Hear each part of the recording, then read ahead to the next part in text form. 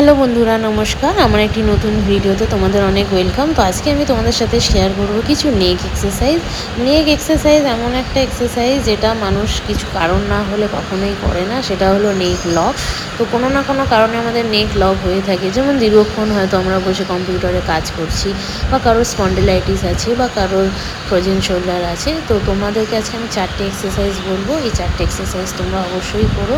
যাদের major problem আছে তো তারা সারাদিনে এই এক্সারসাইজটা 10 থেকে 15 বার রিপিটেশনে টোটাল 3 বার করে করবে। আর যাদের কোনো প্রবলেম নেই তারা সারাদিনে একবার করতে পারো, যাতে কোনো দিনও নেক লক না হয়।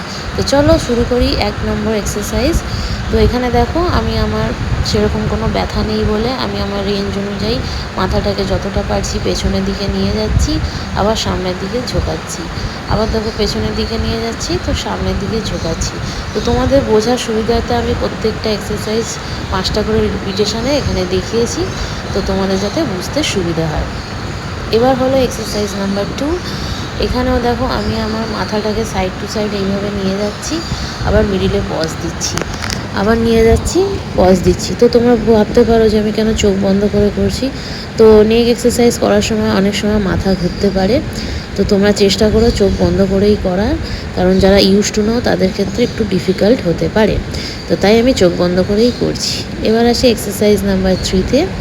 এখানে দেখো, আমি আমার মাথাটাকে শোল্ডারের দিকে আস্তে আস্তে ডাউন করছি, আবার তুলছি, আবার ডাউন করছি, আবার তুলছি। তো তোমরা যতটা পারবে ডাউন করবে।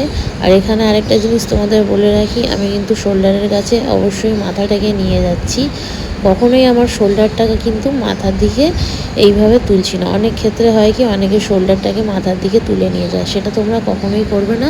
বরং দেখো, হাত দিয়ে দেখাচ্ছি, মাথাটাকে শোল্ডারের দিকে যতটা পারছি ডাউন করছি, যাতে তোমাদের প্রপার স্ট্রেচিং হয় ব্যথা যে জায়গায় আছে।